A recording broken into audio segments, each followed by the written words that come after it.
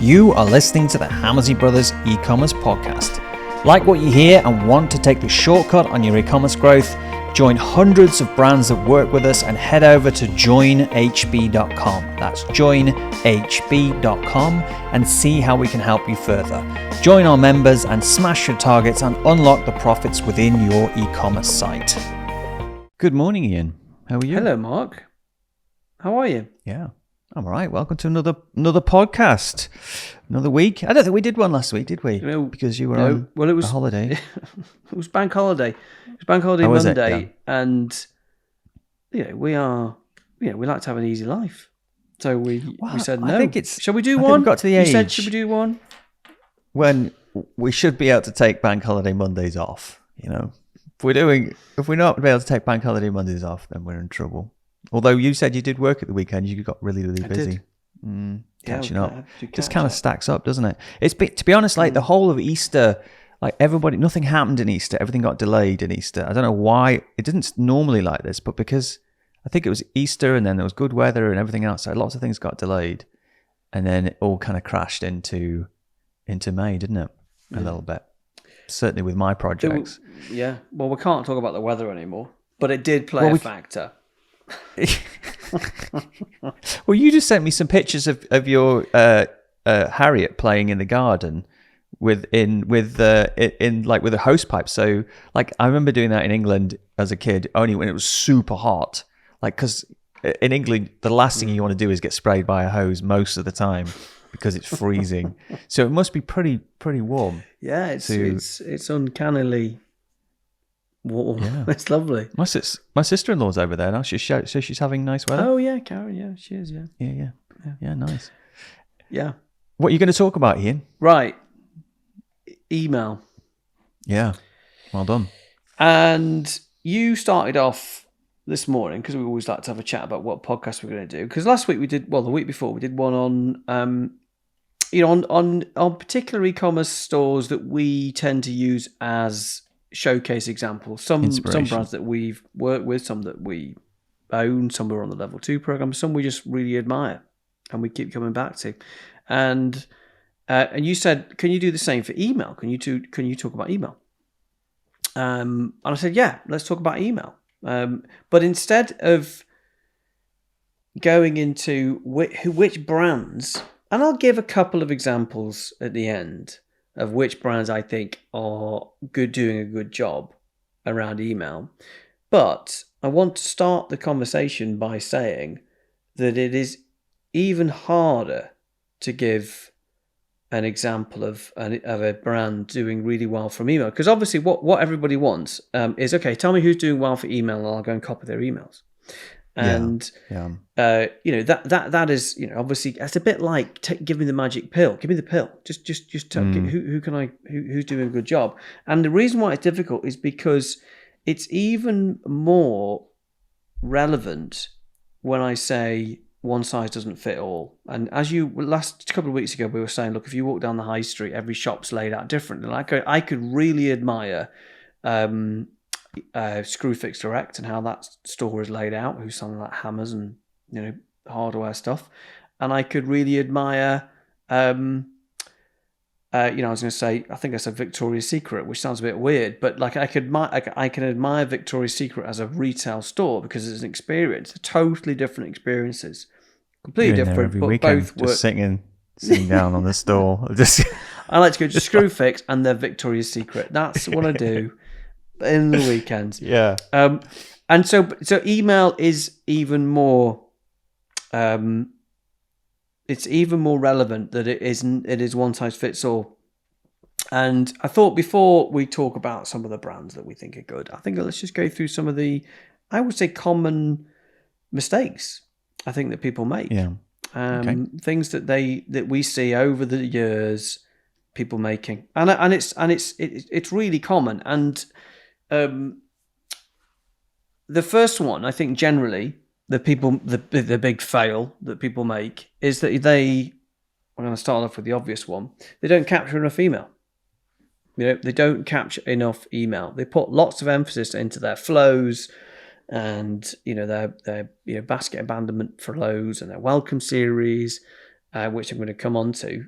But the thing they neglect is they don't capture enough email in the first place. And that's the biggest gain. It doesn't matter how good your flows are, but if you're only capturing, let's say your conversion rate of the website is 2%, and you're capturing 3% of emails in total, as a proportion to your sessions, which means, you're only capturing another 1% because you're already getting 2%. Because if somebody places an order, you're getting their email. So if you've got 3% of the traffic's email address, that is far, far, far too low. And the goal we always set is 10%. So that's the first thing, is that whilst you're faffing around with trying to get all your email flows perfect, you should be looking at email capture. Do you know what? I was just going to mention that I just looked at Betting Envy the other day, and the data capture rate in Betting Envy at the moment, I don't know whether this is right, it's 20%. Yeah, it's 19.5%. Yeah. That's insane. It is really high. And it's really high for a couple of reasons. Number one, we paid the cookie banner people because for quite a while we were like, why isn't the email banner popping up? And it kept we didn't stopping. Pay, yeah, we didn't. It didn't. And we couldn't work it out. Went to Klaviyo, went to Shopify. We got loads of Shopify devs involved. We got our Klaviyo expert involved, and nobody could figure it out until I thought, why is the cookies not? Anyway, yeah, I don't know if that's ever happened to anybody else, but it was always towards the end of the month. Anyway, the real reason why it's performing really well is because there's a very strong reason to give the email. If anybody's been to the Betting Envy site, you'll know there's an offer all over the place. But you can see the offer, but we also ask people in return for the offer, which they can already see on the website, for their email address, and we get 19.5% form submission. So that's the first one people make a mistake of, is that they do not put, and it's very, very, very common, this first biggest mistake is they don't put enough emphasis on getting the email. Well, we've done lots of workshops. Hang on. Sorry. We've done lots of workshops on how to get the email and the techniques and the methods and what we've split tested over the years in the program, in our course, level 1, level 2, and we've done lots of workshops around this. And we've done podcasts about this as well. Yeah, there's a really good workshop in the level 1 program inside the workshops. It's one of the ones I did earlier this year, and effectively, if you do that workshop, you should be able to at least double your data capture rate just by doing that, those basic things in there. So that's worth having a look at. I was just, as you were talking, someone I was looking at this week, and it's someone you're going to be doing probably next week, I don't know. But like basically, I think they were spending about £2,500 a month on an email team, or even £3,000 a month on an email team, and their data capture rate is very similar to their conversion rate. So basically, they're pretty much not getting any data apart from people who actually buy. And you think, well, that's a lot of money to be paying, because otherwise, essentially what's going to happen is, if you only get the email address of the customers who's actually buying, the only emails you can do is reactivation of your existing customers. So you can't do any basically pre-purchase or emailing first-time customers. And if you look at our drop-by-drop report, which is our day-by-day, blow-by-blow, how much we got against new customers, existing customers, and say, like take Betting Envy as a brand, for example, if we do an email at the weekend, a significant proportion of those sales will be first-time customers. And they can only have been there by signing up to the email address list and not buying anything up until the point when we send them a sale. So effectively, without that boost, we would be a significantly lesser growth engine. And so if you're not doing that, then like it's very difficult for you to grow. I just find Go on. I was just saying it. Basically, you're relying on Google ads or Facebook ads doing the sale. You're not getting that second bite of the cherry. And if your competitors are getting that second bite of the cherry, you're effectively having to compete with them on an unfair advantage, really. Well, you were saying, I mean, traditionally people have considered email a retention tool, which basically means trying to get the customer to buy again. But over the years, with our methods of capturing the email, and triggering all the automated flows, we've seen it to be one of the most powerful recruitment devices for new customer recruitment to boost conversion and for ROAS. Yeah. It's like a kind of, I mean, we've been talking about this for years, but it was like our sort of hidden, button. It literally was, in terms of you could have a hidden button. It was literally the hidden button. And we were looking at one of our brands, Benning Envy. We were looking at the performance survey. I added a little video for you and Mikesh this weekend on Saturday, and I forgot to put my microphone on, which really annoyed 15 minutes long it was. Yeah. But what I was saying in it was you could see these huge spikes when the emails went out. And it was almost like priming the pump. We were capturing emails aggressively all the way through the week, and they were hitting them hard at the weekend. And we were doing like Friday, Saturday, Sunday, and you could just see these big peaks. And it brings me on to my next point, which literally says often the mistake people make is they assume that email needs to be really complicated, and they put lots of emphasis and rules around segments and exclusion flows and being very restrictive about doing things like the smart send. There's lots of things in Klaviyo and MailChimp that like smart sending. Don't email people who have opened an email, or don't email people who've just bought. And the problem is you can be really restricted because it's very, very, very powerful. And sometimes you can overcomplicate it, which means you become you throttle it, you scale it back. You were scared to push push it harder. And I think often people don't email enough at the time that the buyers are buying, and they can sometimes email too much when the buyers aren't buying.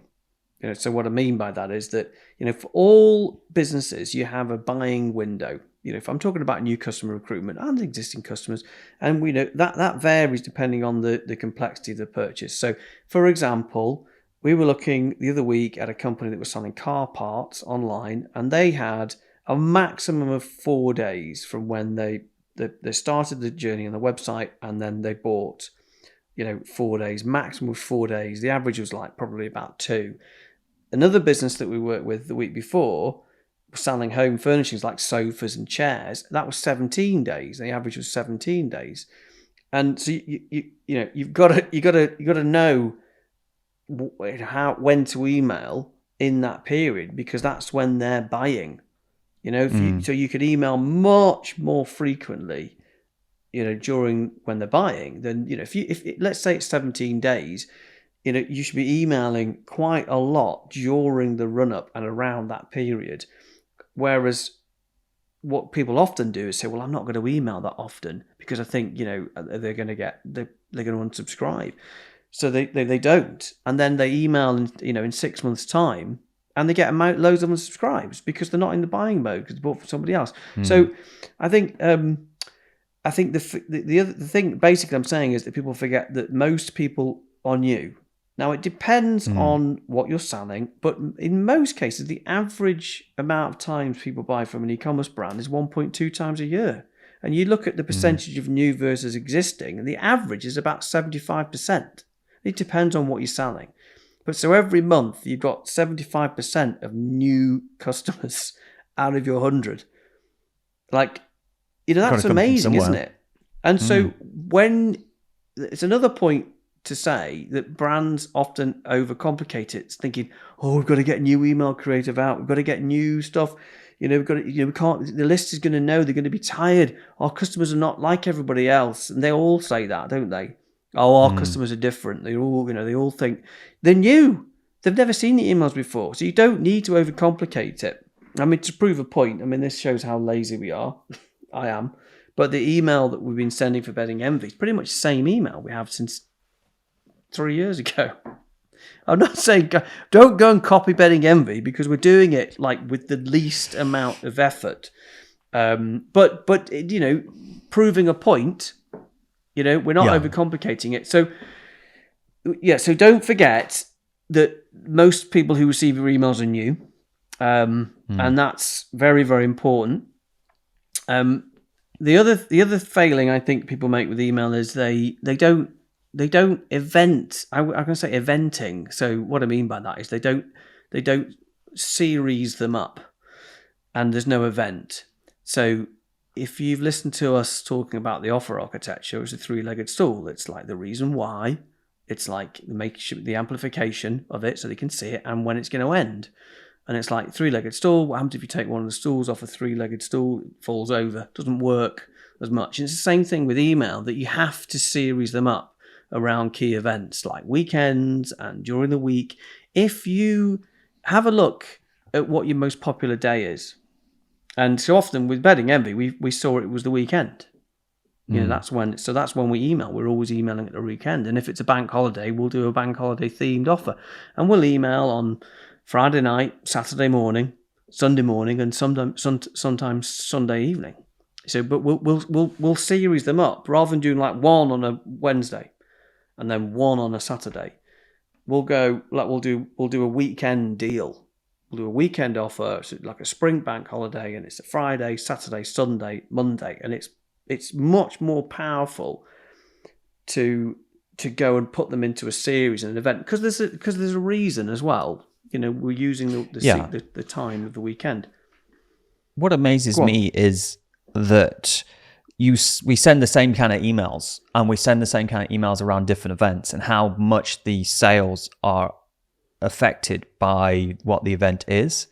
So there's a bank holiday weekend, and then there's another bank holiday weekend, and then a Black Friday, and it's essentially the same emails, but the buyers are buying. And so I think the mistake people make sometimes is not realizing when your buyers are active and out and about, and when they are ready to go. Because there's a couple of brands who kind of said to me last year, they says, we don't do Black Friday, and we don't do sales around this stuff at those times, and we try and be different. And it's like, well, that's fair enough. I mean, but that's your preference. That's you putting your preference of how you like to buy on top of your business, whereas actually, your business might be massively hampered by the fact that that's when your buyers are out.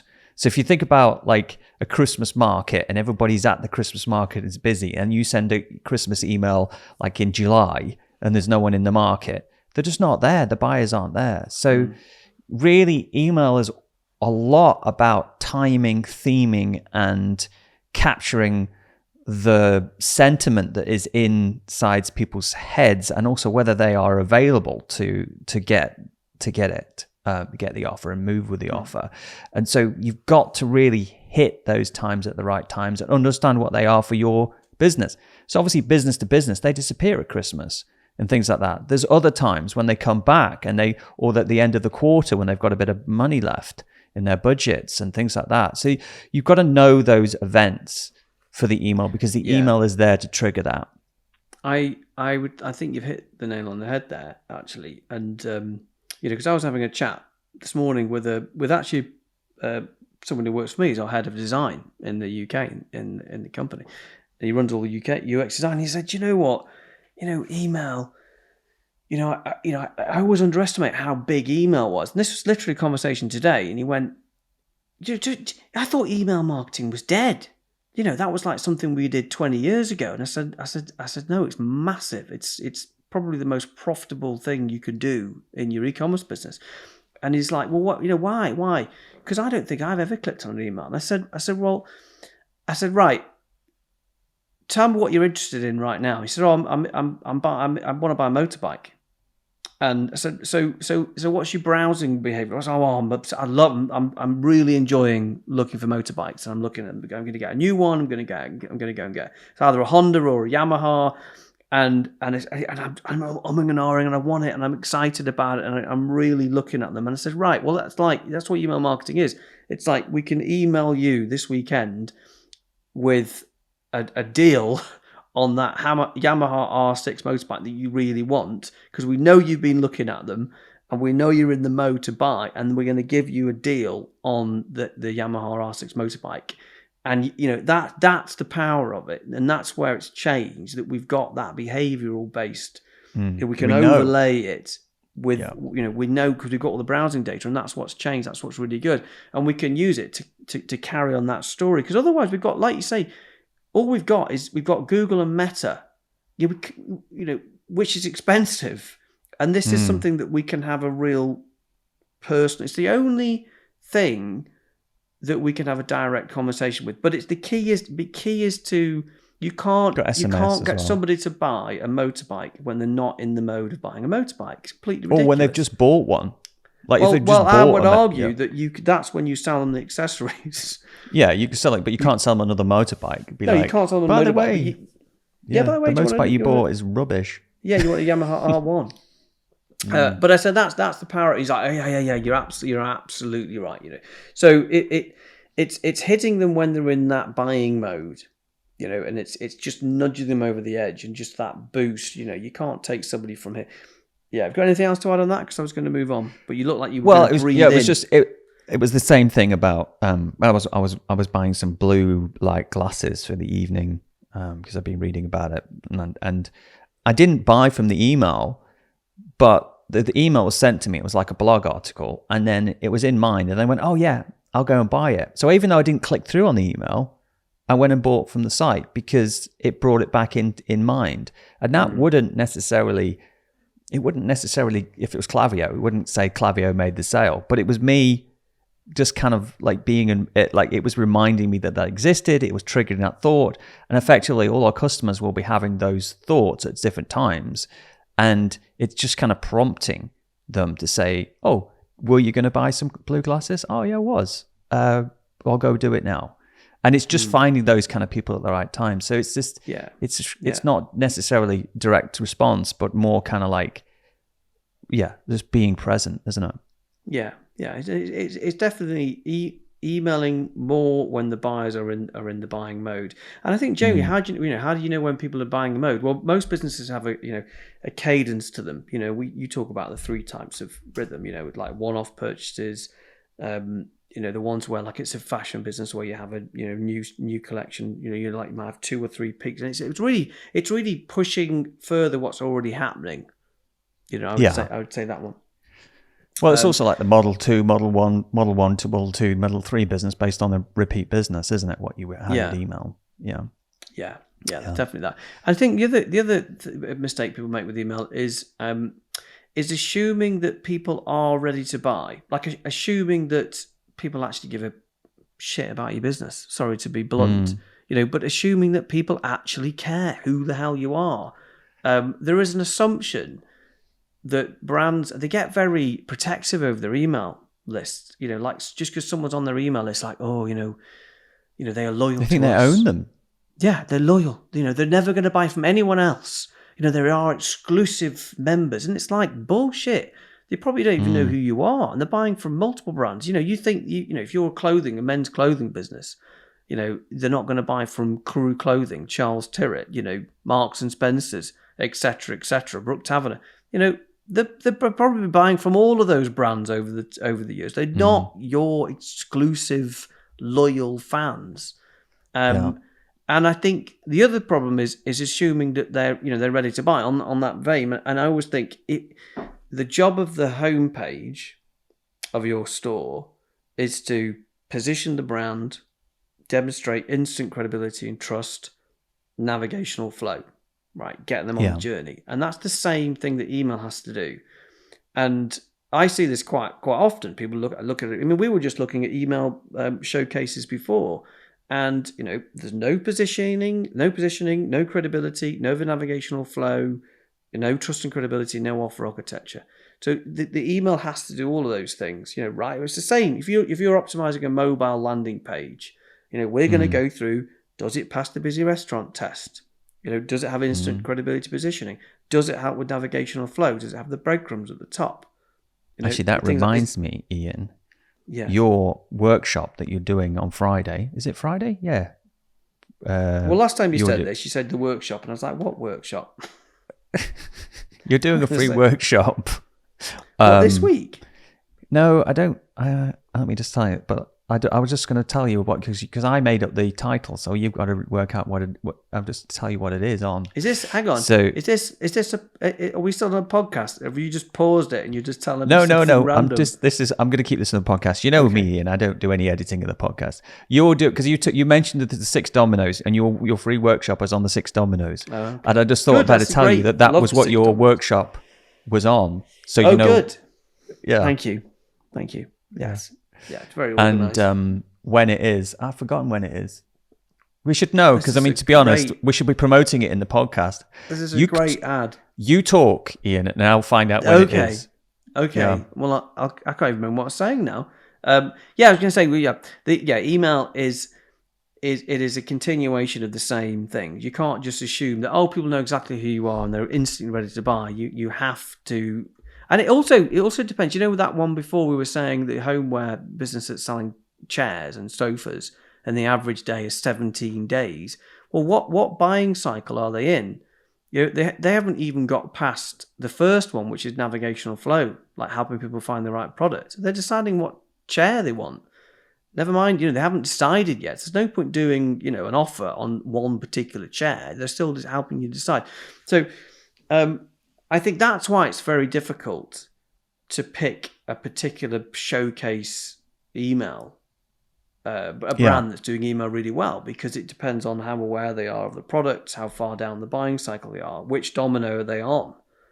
Like the car park company, who is, we've got a short 4 days. In fact, the average is about 2.